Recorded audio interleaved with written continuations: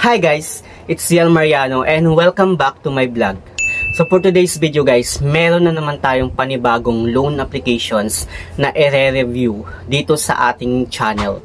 At itong loan applications na to guys ay makikita natin siya sa Google Play Store, kung saan nag-o-offer nga siya ng hanggang 500,000 pesos.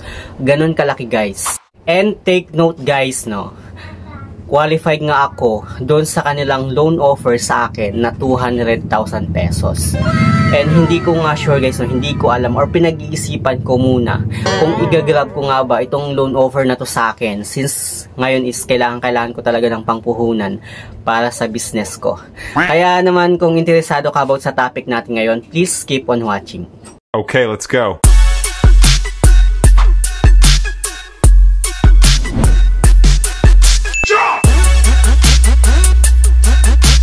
So bago natin simulan itong topic natin ngayon, gusto ko lang linawin sa inyo guys na hindi ako sponsored nitong loan applications na babanggitin ko dito sa ating channel. Ito based lang naman sa experience ko sa pag-apply sa nila.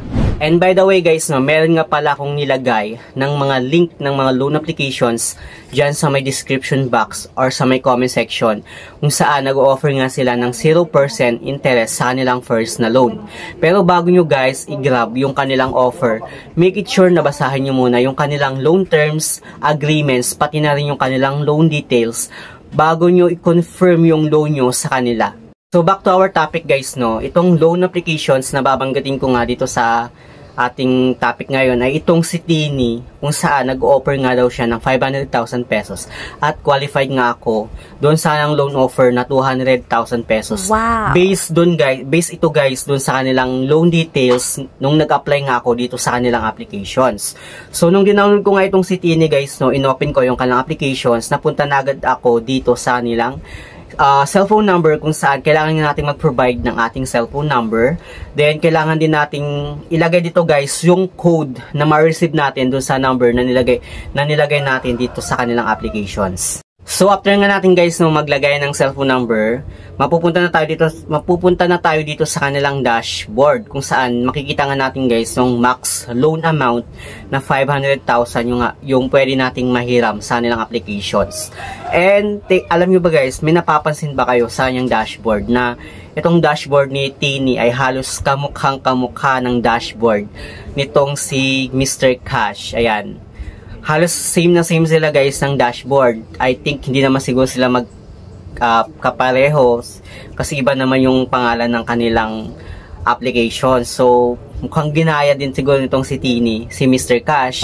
Pero based dun guys sa lang applications no, halos magkaiba talaga sila, kasi si Mr. Cash hindi siya nag-o-offer ng 500,000 while Tini guys nag-o-offer talaga siya ng 500,000. Then mapupunta na tayo sa kanilang basic information, kung saan mag-fill up na tayo ng ating first name, middle name, last name, date of birth, gender, marital status, at maglalagay din tayo guys ng ating valid email address. So dito nga guys, no, magpipill up din tayo ng ating current address, specific address, pero nakalagay dun sa baba niya is optional, so skip lang natin yun guys, so kahit wag na natin fill upan.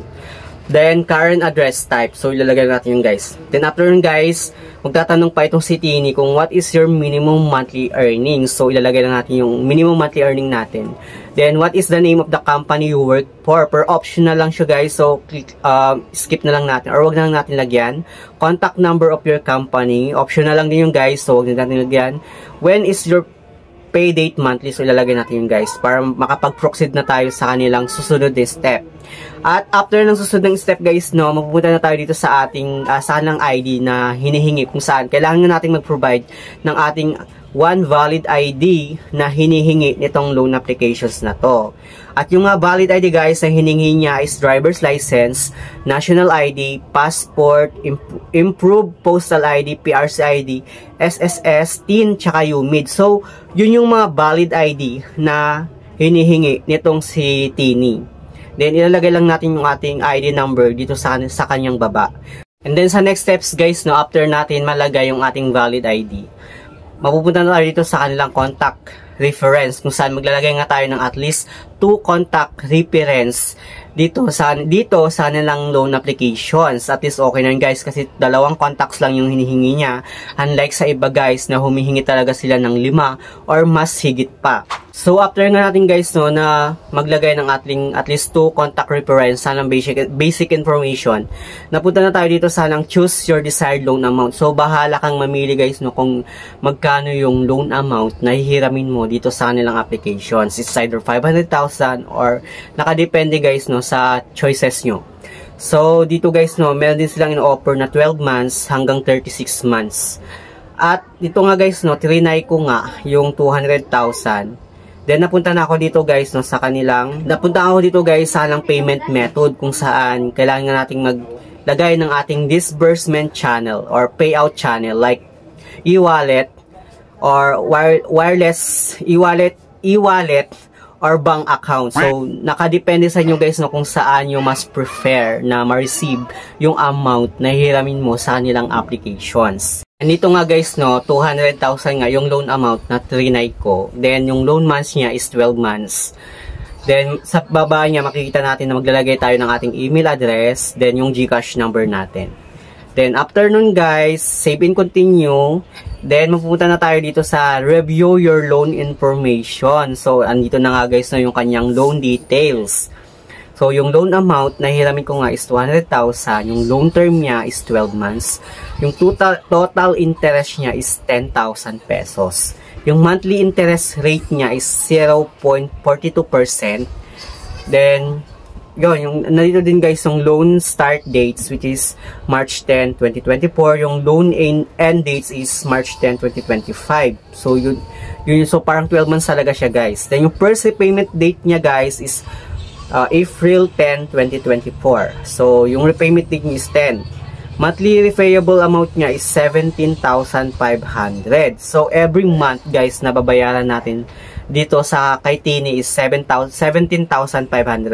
Pero dito ko lang napansin, guys, no, sa may pinakababa pa niya, nakalagay dito, guys, no, sabi niya, you need to top up 10,000 pesos into your loan wallet to activate your withdrawal key.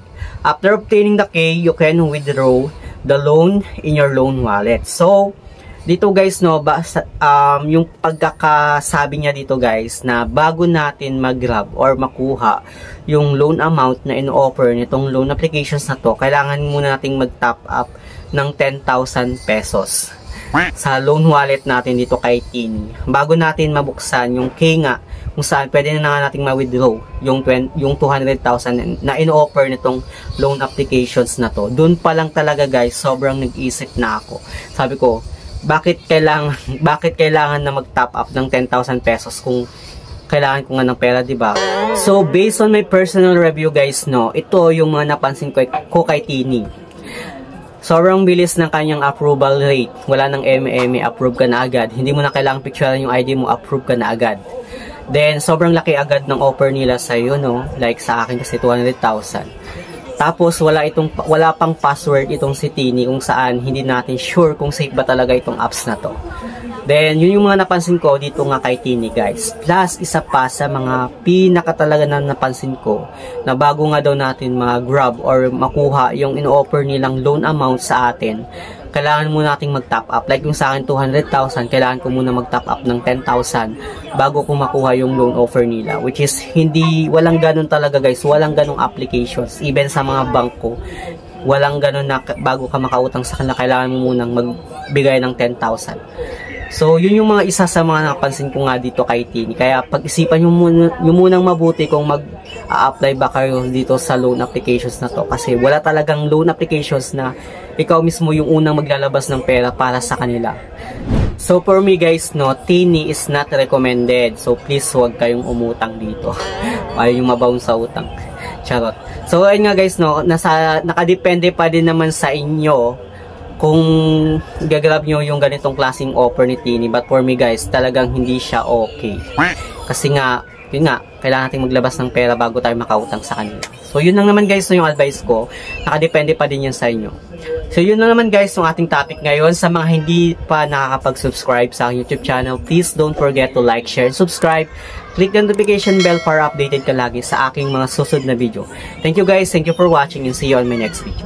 Bye!